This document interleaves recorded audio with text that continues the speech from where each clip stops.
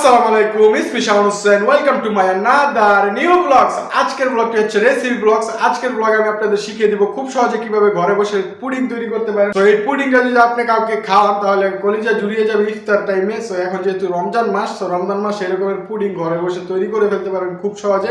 So আজকে আপনাদের আমি শিখিয়ে দিব খুব সহজে কিভাবে এরকম একটা পারফেক্ট পুডিং ঘরে বসে তৈরি করতে পারেন। সো চলেন আজকের ব্লগটি শুরু করা যাক। সো রোল দা ইন্ট্রো।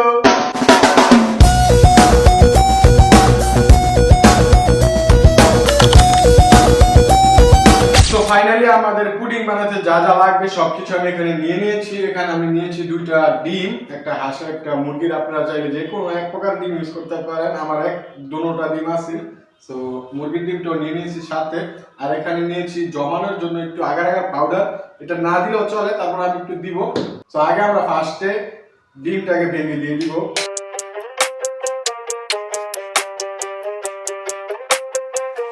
আমি এখানে দুইটা ডিম ইউজ করতেছি। আর আমি 500 গ্রাম দুধের জাল দিয়ে আমি এটাকে 400 গ্রামে আনছি। পরিমাণ অনুযায়ী দুধ দিবেন। যেহেতু আমি একটু হাঁসের ডিমটা অনেক শক্ত, মানে যেহেতু আমি একটু বেশি বানাবো তার জন্য আমি দুইটা নিয়েছি। আমরা ডিম দুটাকে একদম মিক্স করে নিব ভালো করে।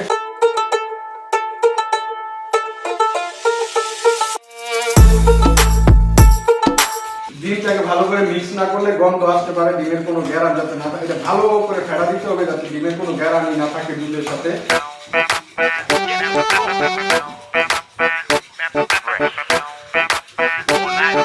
তো দেখতেই পাচ্ছেন ডিমের কালারটা একদম ঘন ঘন ঘন ঘন একদম ফেটা ফেটা করে দেবো।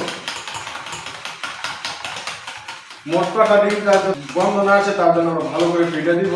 আর এখন এখানে একটু লবণ দিব স্বাদ অনুযায়ী আর কি। তো আপনারা স্বাদ অনুযায়ী সবকিছু দিবেন।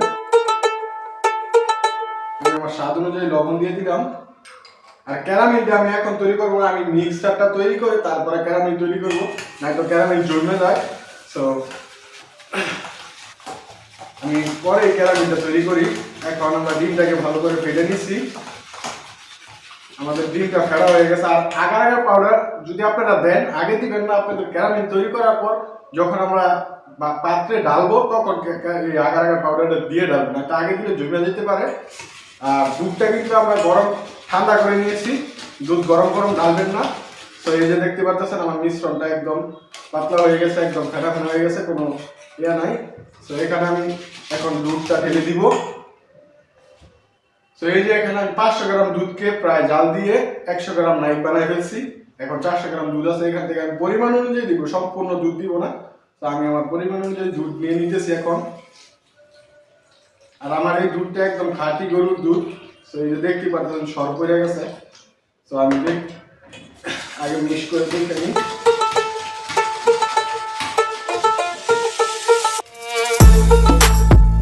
মাশাআল্লাহ কালারটা খুবই সুস্বাদু দেখা যাচ্ছে। ভালো করে মিক্স করে নিতে হবে এখন দুধ ঢালার পরে, যাতে দুধের সাথে মিক্স হয়ে যায়।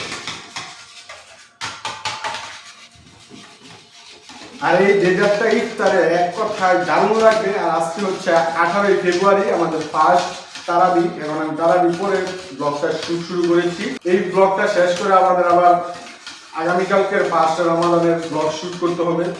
তো একটু তাড়াহুড়ি করতেছি। তো এটা মিক্সড হয়ে গেছে প্রায় অলমোস্ট। ভালো করে মিক্স করে নেবেন হাতে সময়টা নিয়ে।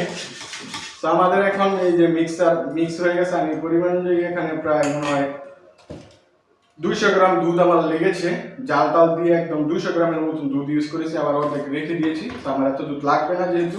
আর আমি 200 গ্রামের দুধের সাথে আমি প্রায় 2টা ডিম ইউজ করেছি। তো আপনারা আপনাদের পরিমাণ অনুযায়ী সবকিছু দিয়ে ইউজ করবেন। তো আমাদের মিক্সার তৈরি হয়ে গেছে। তো আগার আগার পাউডার আমরা পরে দিব। এখন আমরা ক্যারামেলটা তৈরি করি। তো এখন আমি ক্যারামেল তৈরি করে নিতেছি। আর হ্যাঁ, আমি মিশ্রণে চিনি দিতে ভুলে গিয়েছিলাম, বা আপনাদের দেখাতে ভুলে গিয়েছিলাম, কিন্তু আমি চিনি দিয়েছি মিশ্রণে। তো মিশ্রণে আপনারা আপনাদের স্বাদ অনুযায়ী চিনি ইউজ করেন। তো ক্যারামেল তো তৈরি করে ফেলেছি, এই যে কালার। এখন আমরা এটাতে আগার আগার পাউডার দিয়ে আমাদের মিশ্রণটাতে এখন আগার আগার পাউডার দিব। পাউডারটা একটু পরিমাণ অনুযায়ী দিবেন, বেশি দেওয়াটা আমি মনে করি ঠিক না। আমি আমার এক মুখ অর্ধেক দিচ্ছি। আগার আগার পাউডারটা ইউজ করতেছি এক মুখ অর্ধেক। তো আমি ডেজার্ট খাই বিদায় এটা আমার ঘরে থাকি সবসময়। তো আগার আগার পাউডারটাকে দিয়ে ভালো করে মিক্স করে নিতে হবে, কোনো প্রকার যাতে জমাট পায়টা না থাকে, তো এটাকে ভালো করে মিক্স করে নিব।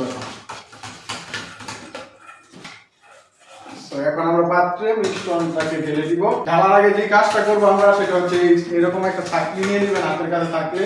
এই যে এখন আমরা ছাঁকনি দিয়ে এটাকে ভালো করে ছেঁকে নিব। বিসমিল্লাহির রহমানির রহিম। ছাঁকনি দিয়ে ছাঁকলে আর কি কোনো প্রকার ময়লা যদি থাকে বা কোনো থাকে, যে দানা দানা ভাবটা থাকে, সেটা অলমোস্ট ক্লিয়ার হয়ে যাবে। আমি ছাঁকনি দিয়ে ভালো করে ছেঁকে নিতেছি।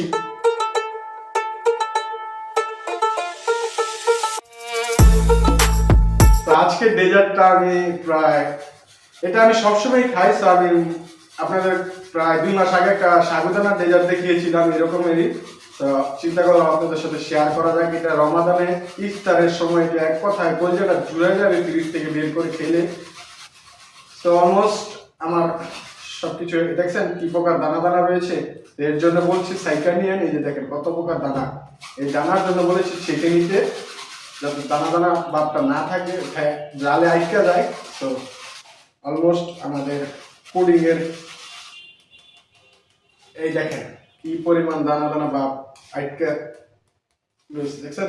এই দানা দানা ভাবটা যদি পুডিং এ যাইতো তো সিদ্রি সিদ্রি ভাব হয়ে যেত বা ফোটা ফোটা ভাব হয়ে যেত। অলমোস্ট আমাদের পুডিং রেডি। সো এটা ঢাকনা দিয়ে ঢেকে এটাকে ভাবে দিয়ে দিব। সো দেখা হচ্ছে আপনাদের সাথে 30 মিনিট পর। তো গাইস ফাইনালি আমাদের সুস্বাদু পুডিং রেডি হয়ে গেছে। সো এখন আমি একটু খাবো। এটা আমি ইফতারের জন্য রেখে দিব, কালকে ইফতারে খাবো। সো একটু পুডিং আমি এখান থেকে স্লাইস একটা কেটে আপনাদের দেখাইতেছি, ছোট একটা স্লাইস। ও পয়রা গেল ভাঙবে না, এরকমের সিস্টেম স্লাইস হয়েছে। এটার উপরের সাইডের কালার হচ্ছে এরকমের আর ভিতরের সাইডের কালার হচ্ছে এরকমের। মাশাআল্লাহ একটু খেয়ে দেখি। সো বিসমিল্লাহ। মাশাআল্লাহ মাশাআল্লাহ খুবই সুস্বাদু। আমি মিশ্রণ তৈরি করার সময় আপনাদের চিনির ব্যাপারটা বলতে ভুলে গিয়েছিলাম। আপনারা মিশ্রণে চিনিও দিবেন, স্বাদ অনুযায়ী মিষ্টি দিবেন। আমি আরেকটা স্লাইস খাই, তারপরে আজকের ব্লগটি এখানে শেষ করে দিই। সো এই যে দেখেন এটা হচ্ছে নিচের সাইড আর এটা হচ্ছে উপর সাইড। সো কিরকম লাগছে একটু কমেন্টে জানাই দিয়েন। আর আজকের রেসিপি ব্লগটা আপনাদের কতটুকু উপকারিতা আসছে, তো আপনারা বাসায় এরকমের পুডিং এই দেখেন, পুডিং ভাঙার কোনো সিস্টেমই নেই, যে ফালাই দিছি হাতে থেকে, দেখেন এই যে দেখছেন পুডিং ভাঙার কোনো সিস্টেমই নেই। মাশাআল্লাহ। আমি একটু মিষ্টি কমই দিয়েছি, তাড়াহুড়োর ভিতরে যে একটু ব্লগটা তৈরি করেছি। আজকের ব্লগটি আপনাদের কাছে কিরকম লাগছে, ইভেন এই ব্লগ শেষ করে আবার আমাদের ফার্স্ট রমাদান আসতে, রমাদানের ব্লগও শুট করতে হবে। সো আমি শাওন হোসেন আজকের জন্য এখান থেকে বিদায় নিতেছি। দেখা হবে খুব শীঘ্রই নতুন কোনো ব্লগে। ততক্ষণ পর্যন্ত ভালো থাকবেন, সুস্থ থাকবেন, আমার জন্য দোয়া করবেন। টাটা, হ্যাভ ফান, খোদা হাফেজ।